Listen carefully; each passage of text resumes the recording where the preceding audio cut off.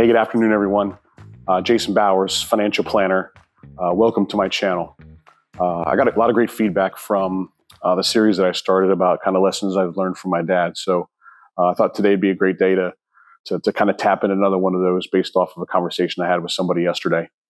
And we've all heard it, right? And this lesson from my dad is not exclusive to my dad. I'm sure that your parents have probably said it to you. You've heard other parents say it to their kids.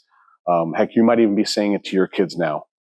But who's ever heard this saying, well, if so-and-so jumped off of a bridge, would you jump off of it too? And we all understand what that means, although it's infuriating to hear, when you're a child. And when it comes to financial services, it's something that I tap into quite often because people either say they made a decision or they're getting ready to make a decision based off of what someone else did. Whether it was their Uncle Joe who turned on his Social Security benefits at a certain age, or whether they were at work in the break room over a cup of coffee and someone said, hey, I plan on pulling out my 401k and putting it to cash, whatever it may be. And they say, wow, that sounds like a great idea. And I'll share kind of how all that ties together. But I want to go back to a little bit of a life experience that I think you guys might enjoy. And I know I didn't enjoy it at the time. It's a great story to tell now that I'm 49 years old, but at the time, not fun.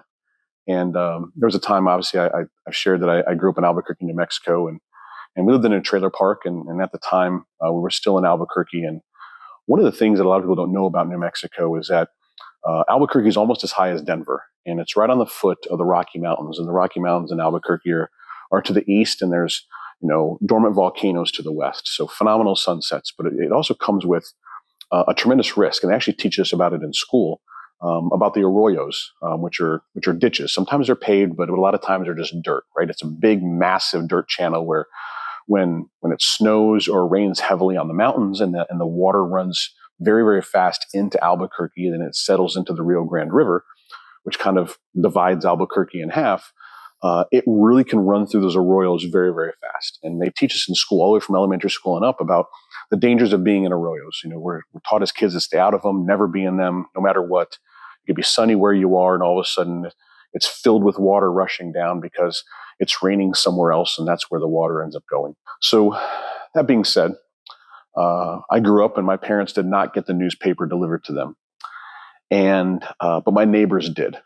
And here's the reason why that's important is one of my friends, when I was growing up, we were hanging out by our elementary school, which was in walking distance. I walked to elementary school, but I think at the time I might have been in middle school, so kind of pre-teen years. And Harry and I are walking up a dirt arroyo, knowing full well we're not supposed to be in it. But hey, which one of us that's listening to this never did anything we knew that was wrong?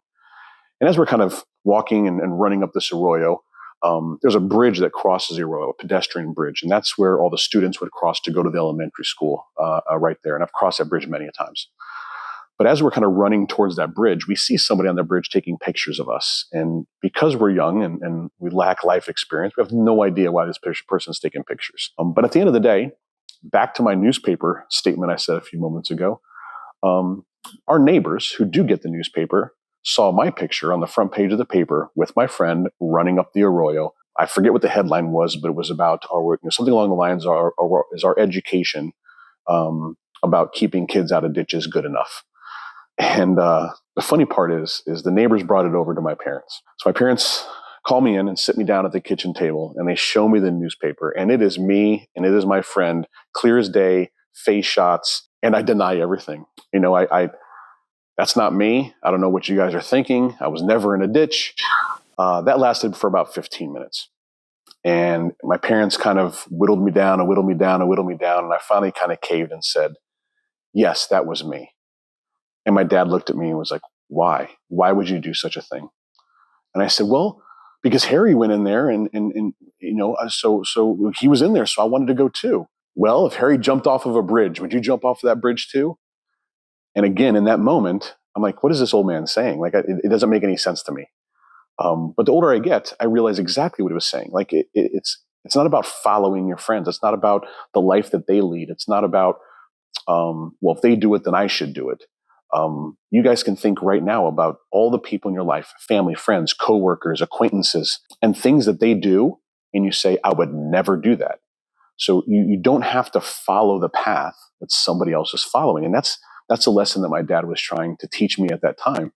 I'm sure I'd have made his life a lot easier as a father if I would have just said, okay, Dad, I understand. I'll never do it again. But at that time of my life, those preteen years, in my opinion, I was a master negotiator. So I was trying to negotiate my punishment. What could I do? Hey, if I sign up for extra chores, Dad, hey, you look like you've lost weight today. Mom, you're looking very young, trying to schmooze them over a little bit to make sure that I don't get grounded for the rest of my life. But with that being said, when you transition into the financial world, the conversation I just had with somebody about their specific situation brought this memory back. And I'm like, okay, I'm gonna go ahead and put a video up about that. And it was a current client of mine. I've done multiple financial plans for this person, but at the end of the day, it was a casual conversation, and they wanted to pay off their house, and they wanted to pull money out of their retirement account to do that. So I said, before you make that decision, let me run the numbers and show you the impact of both doing that and not doing that. So we talked about taxes and penalties and things of that nature. And it obviously, to really probably anybody that would have been outside of that situation, obvious that it wasn't a great decision to pull money out of the retirement account to pay off her mortgage. And part of the reason why somebody would want to do that, and this was her reason, was that if something happens to me, I don't want any survivors to be saddled with the debt on the house. And I said, well, here's how it would work if you did not do that. So I kind of explained it to her, and I thought that at the end of that conversation, that was going to kind of put her over to say, you know what, you're right. This doesn't make sense. So with that being said, she ends up calling me a couple days later and saying that she paid off the house. And obviously, I have to respect that decision. I'm an advisor. I'm not a teller, right? So I can advise people what to do, but I can't. I'm not going to tell them what they need to do. At the end of the day, it's their decision, I guess, is where I'm going with that. But the troubling part for me when I get off the phone, and this is not the only time where I'm frustrated as a financial planner, where I feel like I was unable to protect somebody from making a decision that they're probably going to regret down the line, is they did this because somebody that they knew did that. And when she brought it up to me, that initial conversation around, well, can you explain to me a little bit about their situation? Why did they do that? And I can understand why that person did it. They were in a position where that made sense. There were some health concerns. That person was married, and there were some things that they were trying to get organized because of this ongoing health concern that was only going to get worse. Well, my client is nowhere in that situation. There's no health concerns. She's not married, but she's way behind from a saving standpoint for retirement. And so already being behind the eight ball and then pulling out the majority of the retirement savings to pay off the mortgage is going to present a challenge for her long term. So with that being said, that person has hence moved on to other financial services elsewhere. So she's no longer a client of mine, but I do chat with her periodically. I check in with her to make sure everything's okay. Because we had a long-term relationship. She's just chosen to get her advice from somewhere else. But with that being said, that personal relationship that I have with this person, makes me comfortable having certain conversations with her. And it was challenging because I really wanted to say, well, just because he jumped off of a bridge, why do you feel like you also need to do the same? And that's just one aspect. That's one situation in which that lesson that my dad was trying to teach me can carry over to financial services. The most prevalent is people in Social Security benefits. They meet with me for the first time. They have already turned on benefits. And anytime I meet with somebody who already has turned on their benefits, I said, great. Tell me about your reasoning for when you turn them on and why. And a lot of the reasons have to do with, well, somebody did it at this time, so I felt like I needed to, or somebody told me that I should. And I'm like, are they, what experience do they have? What expertise do they have to be able to guide you on one of the biggest decisions that you have to make? And nothing, he's my uncle or just a coworker or whatever it may be. And following the path from a financial standpoint and making decisions based off of what somebody else did is not always the best path. It's actually rarely the best path. You might get lucky and it might also work out in your situation, but understand that your four walls are unique. It's going to be very unique to you because you've never done any of this before. You've never made Social Security decisions. You've never made pension decisions. You've never made health benefit decisions. You're always going to be making those for the first time as you transition into retirement. That's why I always preach finding a professional, because I've helped many people make those decisions. So while you feel like your situation is unique, more than likely a professional has seen that situation many times over and already has a pretty good idea of what's going to work in that situation. So to tie all this up is I love my job. I love what I do because it puts me in a position to constantly tap into my own life experience, whether it's decisions I've made financially that I wish I could go back and change, or that I made them in the appropriate way and it worked out. And okay, what did I do that allowed it to work out? Did I educate myself? Did I get several opinions? Did I make an informed decision that I was confident in? Did I delay the decision until I had everything that I need?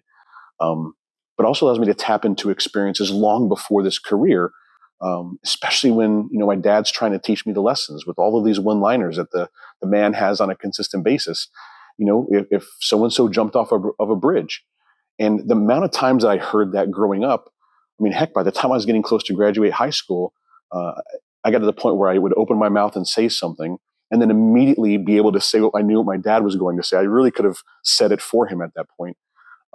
But anytime that I blamed somebody else for my own actions, I knew that the next statement was, well, if so-and-so jumped off of a bridge, would you jump too? And it, like I said, it was infuriating to hear that as a young person. But I know now that I'm older, the lessons that he was really trying to teach me and the intention, behind that. And I think back to those moments and some of those memories. And I wish I would have been a better son, because it would have made, he'd probably have a lot less gray hairs on his head now, I can tell you that. But that's hindsight, right? Being a parenting, if you have young kids or heck, if you have older kids, I'm sure you can think back to when they were teenagers. And being a parent sometimes is the hardest, even though it's the most rewarding, can be the hardest job on the planet. And so those times when my dad was teaching me, if so-and-so would jump off of a bridge, would you jump too? Those were not because I was doing things well. That was not because it was my most shining moments. It's usually because I screwed up in some capacity, and he was trying to correct me. And I just wish I would have listened more. And I probably would have made so much better decisions if I truly would have soaked in some of those lessons. But hey, you can't turn back time. Just need to make adjustments and go forward. So hope you guys appreciated today's video. Most of us are going to be spending some time with family and friends. Take advantage of that. Be thankful for everything you have. It's life moves very, very quickly. And, for people that I work with that are getting ready to retire or transitioning in retirement, look, they're the first persons to tell you, like, it only seemed like yesterday I graduated college or graduated high school or got out of the military or began this career. Like I can remember interviewing for this career, and here I am retiring, and life comes at you fast. It moves fast. But at the end of next week, that Wednesday, Thursday, Friday, Saturday, Sunday, that Thanksgiving weekend, take the time, soak it all in, watch some football, eat some turkey, spend some time with friends and family. Don't take the weekend too seriously. It's, life will creep back in very, very quickly the following week, because it's already the beginning of December, and Christmas is 3 weeks away. So enjoy your time with your friends and family. Enjoy the turkey, enjoy the camaraderie, and enjoy the overall holiday. And be well, everyone.